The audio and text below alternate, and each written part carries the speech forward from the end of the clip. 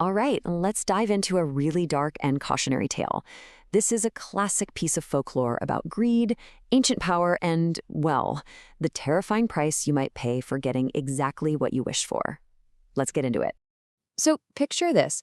We're in a world where the desert winds literally howl with the fury of battles you can't even see. This is a place where your ambition, it could make you unbelievably rich, or it could lead you to a fate that's frankly way worse than death. Welcome to the world of the Jinn.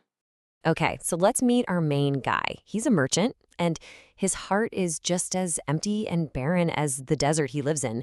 We're talking about a guy who hoards every piece of gold, treats his family terribly, and his greed, it's like this bottomless pit.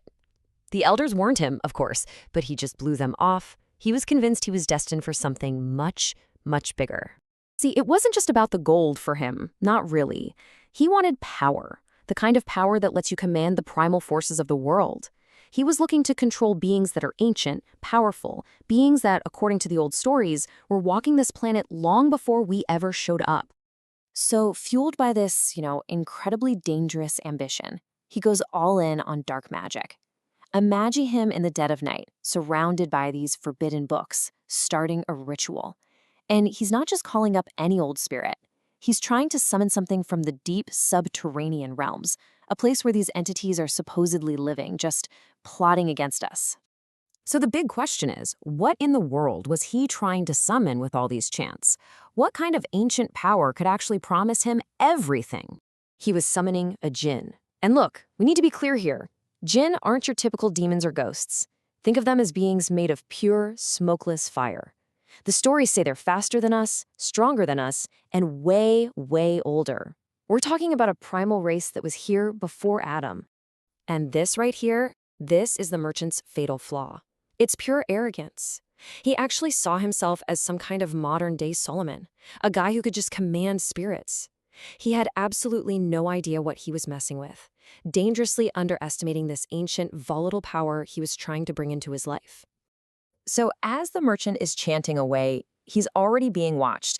He doesn't know it, but a Jinn has answered his call. It's just hanging back, hidden, cloaked in that invisibility that's just part of what they are, and it's studying this greedy little man. You have to understand, the Jinn have a couple of key abilities that make them so scary.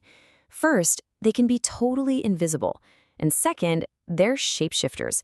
They are absolute masters of disguise, which our merchant friend here is about to find out the hard way. So, to test this guy, the Jinn decides to take on a pretty unassuming form, just a stray dog. But this is no ordinary dog. Its eyes glow like burning embers, right? Just a little hint of that smokeless fire inside. And with that, the trap is set. And the merchant? Totally blind to what's really in front of him. He doesn't see this ancient, powerful being. All he sees is an opportunity, a tool he can use. And so he blurts it out, his one demand, a wish born from nothing but pure, unfiltered greed. And the Jinn agrees. I mean, of course it does. A wish like that is easy for it. But, like in all these stories, there's always a hidden price. And in this folklore, that price is what's called a tired soul. Basically, it's a state where you're so unhappy, so unstable or depressed that you're left wide open to a spiritual attack. The wish was never the point. It was the trap. And the cost? It was going to be the merchant's entire being. And boom, just like that, the wish is granted. Gold starts pouring into the merchant's life. But here's the thing. Instead of joy, all he feels is this deep, profound emptiness. The sheer weight of all that money just crushes his spirit, creating this secret, nagging unhappiness that no amount of gold could ever fix. He got his wish all right, and his soul started to get very, very tired. Okay, so this whole tired soul idea is absolutely key. You see, the Jinn don't just attack at random. They're more like predators of the spirit. They hunt for weakness, for sadness, instability, any little crack that a person's own actions create. The merchant's greed basically handed the Jinn the perfect weapon to use against him. He painted a giant bullseye on his own back. And that was it. That's all it took. Just one selfish wish. One moment where his greed went completely unchecked, and that was enough to seal his fate and kick off the final, terrifying chapter of his story. So, with the merchant's soul now weakened and tired, the Jinn makes its move. The guy's mind just starts to unravel. He becomes haunted by paranoia, consumed by fear, and all that gold he wanted so badly, it offers him zero comfort as he spirals down into total madness. I mean, the irony is just so cruel, right? The very wealth he craved more than anything in the world became the walls of his own mental prison. He's trapped, he's alone, and he's just losing his grip on what's real a little more each day. And you have to get this. What was happening to him was no accident. This was a textbook spiritual assault, right out of the folklore playbook. Jinn are notorious for causing mental illness, and once a soul is weak enough, well, that's when they can move in and take complete control. And that's exactly what happened. The Jinn wasn't just watching anymore.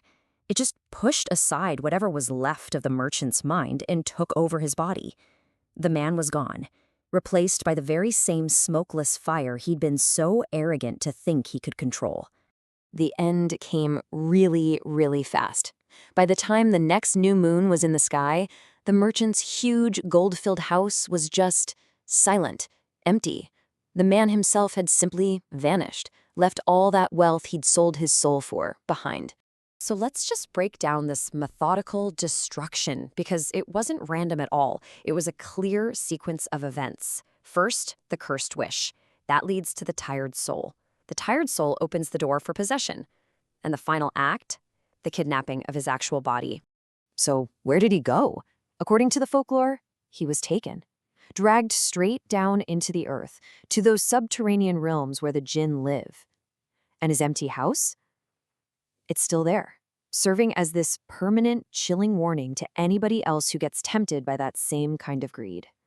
And this really gets to the heart of what the Jinn represent in these stories. They're not just simple monsters.